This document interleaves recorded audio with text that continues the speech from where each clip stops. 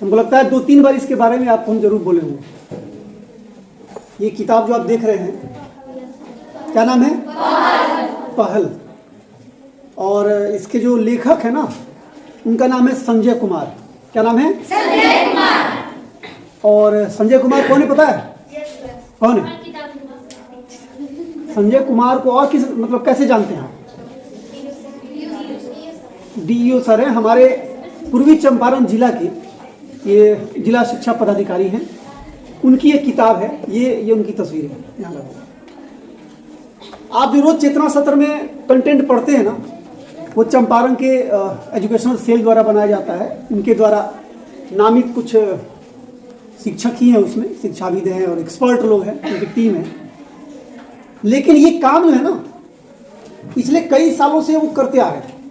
2 page diary लेखन उनका होता है और आज का पन्ना करके, और वो लिखते हैं रोज। वो आप तक नहीं पहुंच पाता है। आप बस चेतना सत्र में जो कंटेंट बनता है वो पढ़ते हैं। वो डायरी वाली जो मसला है जो लिखते हैं वो हम लोग पढ़ते हैं। और मैंने कहा था कि वो पीछे जो हम 0 नंबर के बगल में चिपकाए हुए हैं, वो उनकी ही डायरी का वो हिस्सा है।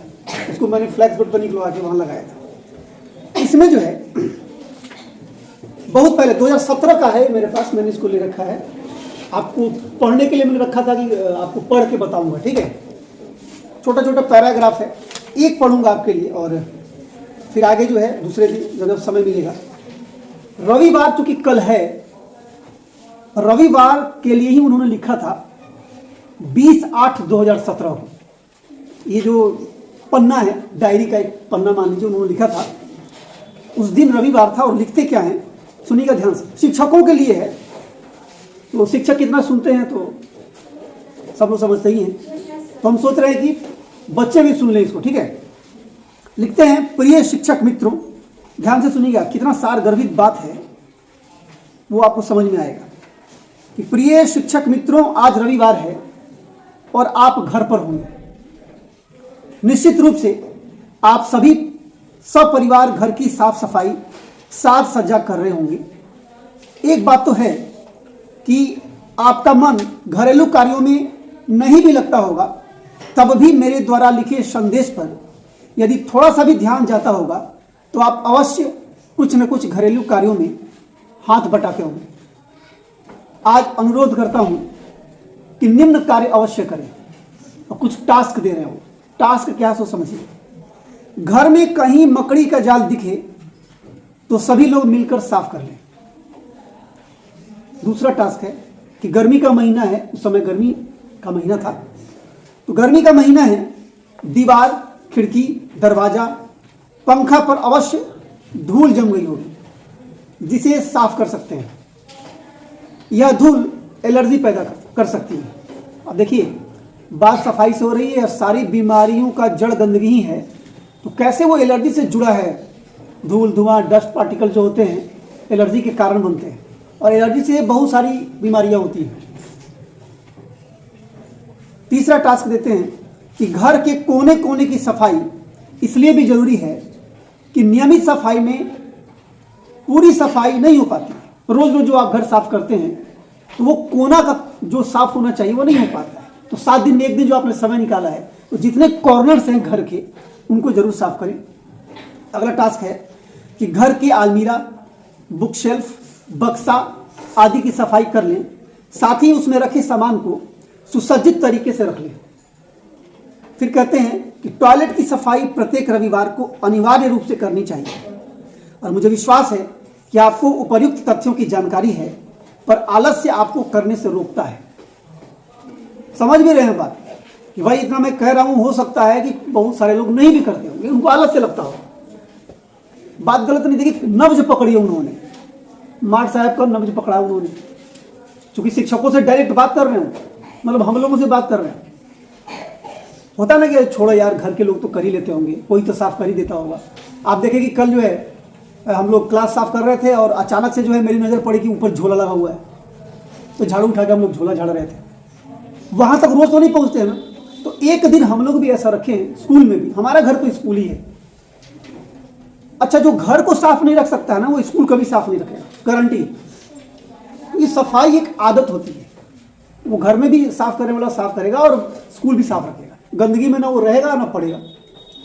तो कहते हैं कि मुझे विश्वास है कि आपको उपयुक्त तथ्यों की जानकारी है, पर आलस्य आपको करने से रोकता है या फिर सफाई की महत्ता से दूरी बनी रह जाती है। यही वजह है कि विद्यालयों में साफ सफाई पर हम शिक्षा विभाग के लोगों का ध्यान पूर्णता में नहीं जा पाता है। अब ये जो है एक टास्क, एक मैसेज है कि संडे को हम जो है अपने घर की सफाई करें। हम सारे शिक्षकों के लिए भी है और आपके लिए भी हम कह रहे हैं। और आपको क्या कहें, आप तो करते ही हैं। जब अपना क्लास आप गंदा नहीं देखते हैं तो फिर हमें भरोसा है कि आप अपने घर को भी साफ रखते होंगे। लेकिन केवल घर साफ करने में बहादुर नहीं है, आसपास का, आपके घर के आसपास का जो इलाका है वो भी साफ रहना चाहिए। ये पढ़ने के बाद ठीक उसके बाद वाला कॉलम में ध्यान दीजिएगा। ग्रामर था इसलिए मैंने इसको शुरू किया है। यहाँ से रोज एक चैप्टर हम लोग जो डायरी का पन्ना उनका एक दिन का वो ग्रामर का पढ़ेंगे। छोटा सा टॉपिक है, ध्यान से समझिएगा, क्योंकि इससे हम कल सवाल करेंगे। परसों सोमवार को हम आपसे सवाल करेंगे, टेस्ट पेपर टाइप का ओरल टेस्ट आपसे ले लेंगे। ठीक है, आप पढ़े हुए हैं इसको, हम पढ़ाए भी हुए हैं, फिर भी आप ध्यान से सुनिए इसको। वो लिखते हैं 21/8/2017 को। कब लिखते हैं? 21/8/2017 को लिखते हैं, प्रिय शिक्षक मित्रों, आज हम हिंदी व्याकरण पर चर्चा करेंगे। हिंदी व्याकरण को मूलतः 5 भागों में बांटा गया है। नहीं, ऐसा पढ़ते हैं ना बेसिक रूप में कि उसको वर्ण विचार, शब्द विचार, वाक्य विचार, चिन्ह विचार और छंद विचार 5 भागों में बांटा गया है। तो लिखते हैं कि आज हम हिंदी व्याकरण पर चर्चा करेंगे। सबसे पहले लिखा है उन्होंने कि वर्ण एवं अक्षर में कोई अंतर नहीं है। वर्ण और अक्षर एक ही चीज है। अब भाई वर्ण या अक्षर कहते किसे हैं? किसे कहते हैं? बिल्कुल, मतलब आप कह सकते हैं कि ध्वनि की सबसे छोटी इकाई को वर्ण या अक्षर कहते हैं। पहला सवाल आपके लिए कि मैं पूछूं कि वर्ण या अक्षर किसे कहते हैं, तो ध्वनि की सबसे छोटी इकाई को वर्ण या अक्षर कहते हैं। इंग्लिश में लिखते हैं कि क्या लिखते हैं? Letter is the smallest unit of sound, नहीं ना कहते हैं, या letters are the smallest unit of sound. तो वर्ण अक्षर में कोई अंतर नहीं है। वर्णों की पहचान के लिए चिन्ह बनाए जाते हैं। और तीसरा लिखते हैं कि वर्णों के समूह को क्या कहते हैं? बस 5-7 बच्चियां बोल रही हैं। वर्णों के समूह को क्या कहते हैं? वर्णमाला। वर्ण के 2 भेद होते हैं। कितने भेद? 2 भेद। कितने भेद? कौन कौन? स्वर वर्ण और मतलब इस किताब में मुझे हर चीज मिला। कोई ऐसा पहलू नहीं है जिसको इन्होंने छोड़ा है। सारी चीजें, ग्रामर, इंग्लिश, मैथ से रिलेटेड चीजें हैं, साइंस से रिलेटेड चीजें हैं, सारी चीजें हैं इसमें। और वो पन्ना आज तक जारी है। रोज 2-2 पेज लिख रहे। सोचिए 365 में आप 2 से गुना कर लीजिए, उतना उनका पन्ना तैयार होता होगा। किताब के लिए कितना कंटेंट तैयार होता होगा। आगे भी उनकी किताब आने वाली है, उसका नाम शायद वो रखे हैं, बातचीत चल रही थी, मैं नाम मिस कर रहा हूँ, कुछ और नाम है, सबक है या क्या है पता नहीं। पूछूंगा उनसे, बात होगी तो वो बताए थे कि वो किताब आने वाली है। बहुत अच्छा नाम उसका भी है। anyway, तो वर्ण के 2 भेद है, स्वर और व्यंजन। स्वरों की संख्या कितनी है? कितनी है? 11। हम तो पढ़े हुए हैं। स्वरों की संख्या 11। अब इसमें क्या क्या दे रहे हैं सुनिएगा। अ, आ, छोटी ई, बड़ी ई, ऊ मतलब छोटी ऊ, बड़ी ऊ, ए, ओ, और री। 2, 4, 6, 8, 10, 11 है। ठीक है, 11 पहचानना पड़ेगा। पूछेंगे ए क्या है? स्वर है। ए क्या है? स्वर। औ क्या है? स्वर है ना। औ क्या है? स्वर। क क्या है? व्यंजन। स्वर बोलते थे दांत तोड़ देते हैं। क क्या है? व्यंजन। च क्या है? व्यंजन। तो व्यंजन वर्णों की संख्या कितनी है? 33। व्यंजन वर्ण कितने हैं? 33। तो हिंदी के कुल वर्ण कितने हैं? कुल वर्ण सब लोग साथ में बोलिए, कुल वर्ण कितने हैं? और मूल वर्ण कितने हैं? है ना, 44 है। 33 और 11। तो व्यंजन वर्ण हो गया, उसमें दिया उन्होंने क, ख, ग, घ या जो भी होता है सबका नाम उन्होंने दिया है। और इसी व्यंजन वर्ण को हम अलग अलग बांटते हैं, आगे उस पर आ रहे हैं। स्पर्श व्यंजन क्या है ये सब उन्होंने लिख दिया है। बस सोचिए कि एक आदमी जो रोज डायरी का पन्ना लिख रहे हैं, टीचर से बात कर रहे हैं, और टीचर को क्या पढ़ाना है, कितनी जानकारी उनके पास होनी चाहिए जब वो क्लास लेने जाते हैं, ये तमाम चीजें हैं। और ये सारी चीजें स्टूडेंट के लिए उतनी इंपॉर्टेंट है, क्या समझ रहे? तो स्टूडेंट से उन्होंने इसमें बात नहीं किया है। वो चाह रहे हैं कि जब चूंकि टीचर क्लास में जाते हैं, उन्हीं को पढ़ाना है, तो हम टीचर से बात करें और वो जो है जाके बच्चों को इतनी चीजों की जानकारी दे दे। तो अब जो है स्वर को इन्होंने 3 पार्ट में बांटा है, ठीक है। इसके बाद बुलाते हैं, उसको बोले बैठे जी, ठीक है।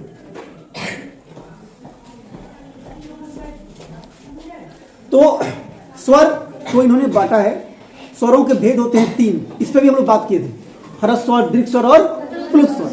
आप इसमें परिभाषा भी नहीं लिखा हुआ है, लेकिन हम आपको बताए हुए हैं कि जिन स्वरों के उच्चारण में सबसे कम समय लगता है उसे क्या कहते हैं? ह्रस्व स्वर कहते हैं। क्या बोलते हैं? ह्रस्व स्वर। स्वरों के उच्चारण में जिसमें सबसे कम समय लगे, जैसे आ नहीं ना, जैसे छोटी ई, बड़ी नहीं ना, जैसे छोटी ऊ, बड़ी ऊ नहीं ना, और री, छोटी ई, छोटी ऊ और री, इसको हम कहते हैं क्या? ह्रस्व स्वर। क्या बोलेंगे? ह्रस्व। समझ गए?